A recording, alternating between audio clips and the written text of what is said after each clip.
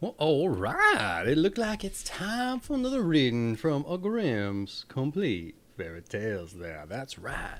Well, first, we set the mood as we like to do, or at least as I like to do. That's right. Get that fire crackling, them lights off. And the old D-Hop, that's correct there.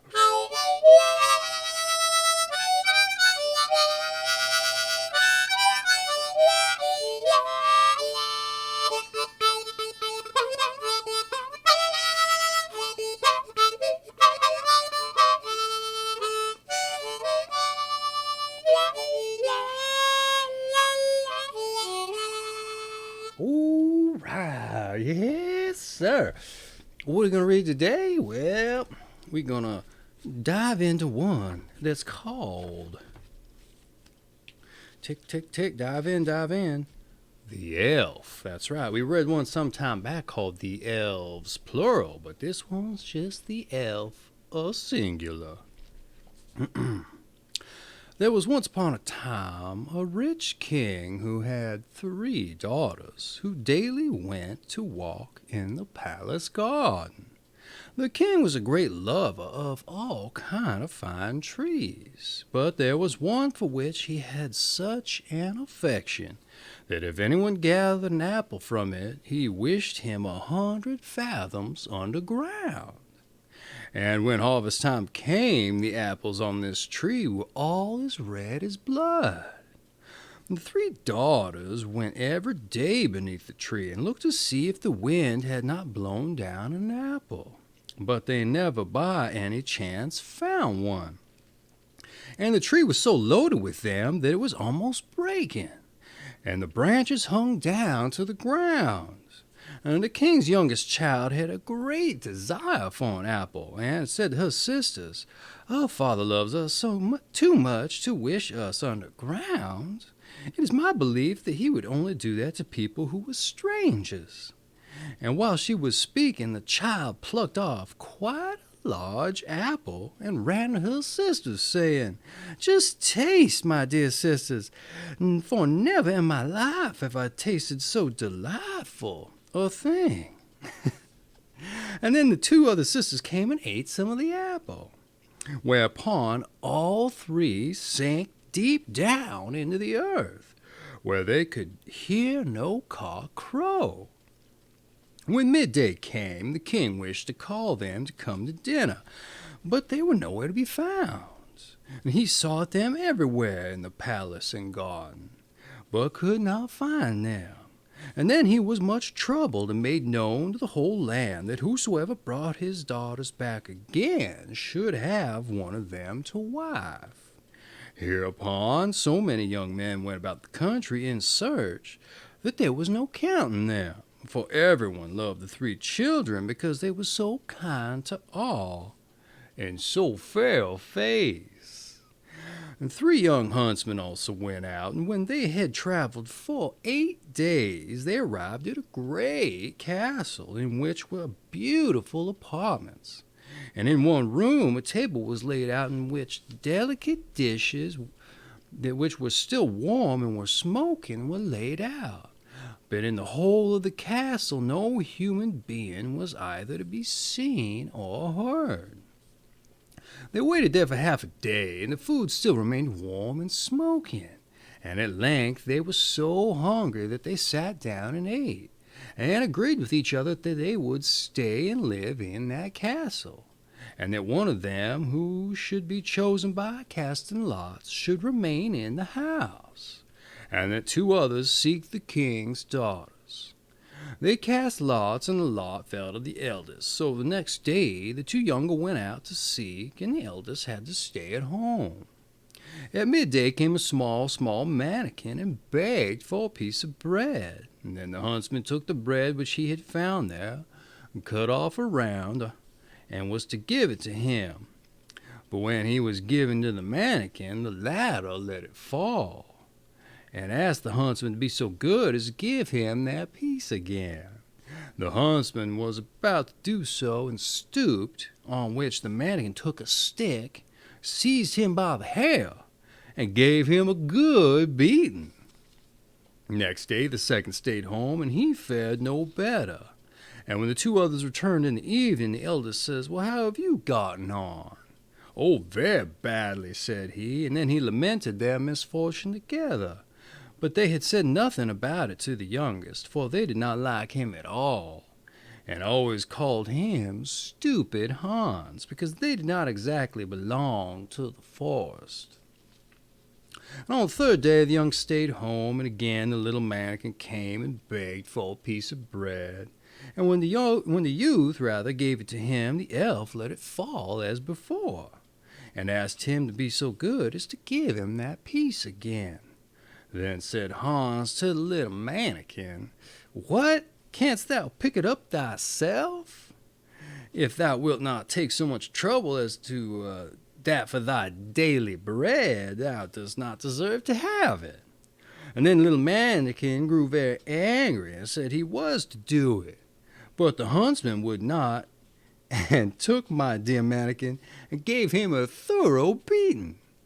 And then the mannikin, he screamed terribly and cried, "Stop, stop, and let me go, and I'll tell thee where the king's daughters are."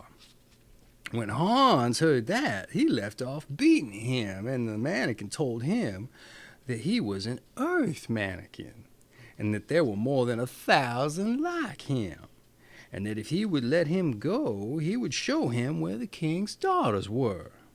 And then he showed him a deep well, but there was no water in it. And then the elf, well, he said that he knew well that the companions Hans had with him did not intend to deal with him honorably. Therefore, if he wished to live with the king's children, he must do it alone. The two other brothers would also be glad to recover the king's daughters, but they did not want to have any trouble or danger. And Hans was therefore to take a large basket, and he must seat himself in it with his hanger and a bell, and be let down.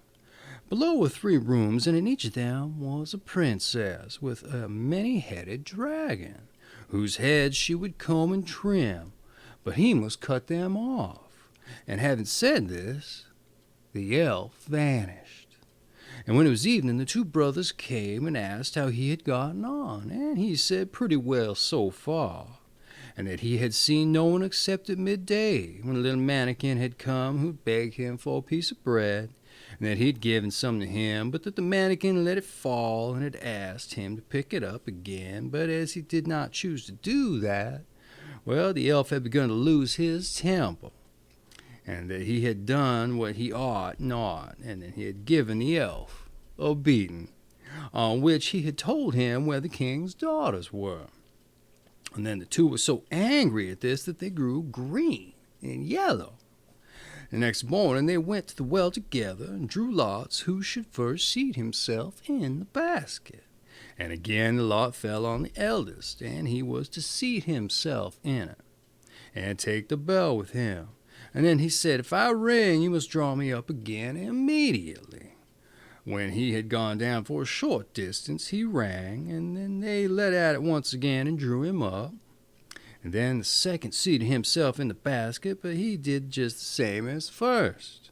And then it was the turn of the youngest, but he let himself be lowered down quite to the bottom. And when he had gotten out of the basket, he took his hanger, and went and stood outside the first door and listened, and heard that the dragon was snoring quite loudly. We opened the door slowly, and one of the princesses was sitting there, and had 9 dragons' heads lying upon her lap, and was combing them. And then he took his hanger, and he hewed at them, and the 9 fell off. The princess sprang up, threw her arms round his neck, embraced and kissed him repeatedly, and took her stomacher, which was made of red gold, and hung it round his neck.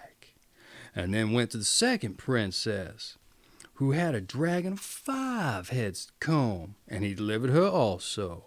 And to the youngest, who had a dragon with 4 heads, he went likewise. And they all rejoiced, and embraced and kissed him without stopping. And then he rang very loudly, so that those above heard him, and he placed the princesses one after the other in the basket and had them drawn up. But when it came to his turn, he remembered the words of the elf, who had told him that his comrades did not mean well by him. So he took a great stone which was lying there and placed it in the basket. And when it was about halfway up, his false brothers above cut the rope, so that the basket with the stone fell to the ground. And they thought that he was dead, and they ran away with 3 princesses, making them promise to tell their father that it was they who had delivered them. And then they went to the king, and each demanded a princess in marriage. In the meantime, the youngest huntsman was wandering about the 3 chambers in great trouble, fully expecting to have to end his days there, when he saw, hanging on the wall, a flute. And then he said, "Why do you hang there? No one can be merry here." He looked at the dragon's head likewise and said, "You cannot help me. You cannot help me now." And he walked backwards and forwards for such a long time that he made the surface of the ground quite smooth. And at last other thoughts came to his mind, and he took the flute from the wall and played a few notes on it, and suddenly a number of elves appeared. And with every note that he sounded, one more came. And he played until the room was entirely filled. And they all asked what he desired, and so he said he wished to be led above ground to the daylight, on which he seized him by every hair that grew on his head, and thus they flew him on to the earth again. And when he was above ground, he at once went to the king's palace, just as the wedding of one of the princesses was about to be celebrated. And he went to the room where the king and his 3 daughters were. And when the princesses saw him, they fainted. Hereupon the king was angry and ordered him to be put in prison at once, because he thought he must have done some injury to the children. And when the princesses came to themselves, however, they entreated the king to set him free again. The king asked why, and they said that they were not allowed to tell that. But their father said that they were to tell it to the stove. And he went out and listened at the door and heard everything. And then he caused the 2 brothers to be hanged on the gallows. And to the 3rd he gave his youngest daughter. And on that occasion I wore a pair of glass shoes, and I struck them against a stone, and they said clink, and were broken. That has been The Elf from Grimm's Complete Fairy Tales. I dare say I struggled a bit with that one. Not written quite the same way as the others. I don't want to place blame on the old brothers Grimm, but there was a lot of and then this and then that, and then I was just out of breath. So, but whatever. That's Grimm's Complete Fairy Tales. We can never tell where they're gonna go, can we? But I can tell you where I'm gonna go. Right to the D-Harp. That's right. But we got an affiliate link, before I forget, in the description for Grimm's Complete Fairy Tales. So grab you a copy if you desire to support the channel or yourself with a copy. And let me take us out with a little D-Harp there.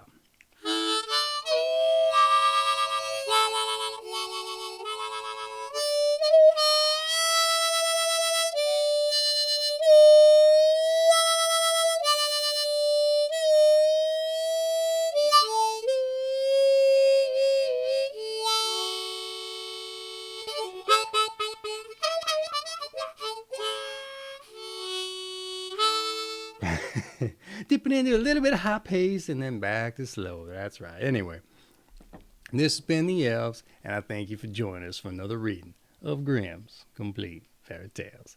We'll see you on the next one. Kiss to the missus and a tip of the cat. Cat to the hat to your old cat. Well, I almost forgot that. I'm out of it today. Hope you're not out of it today. All right, we'll see you.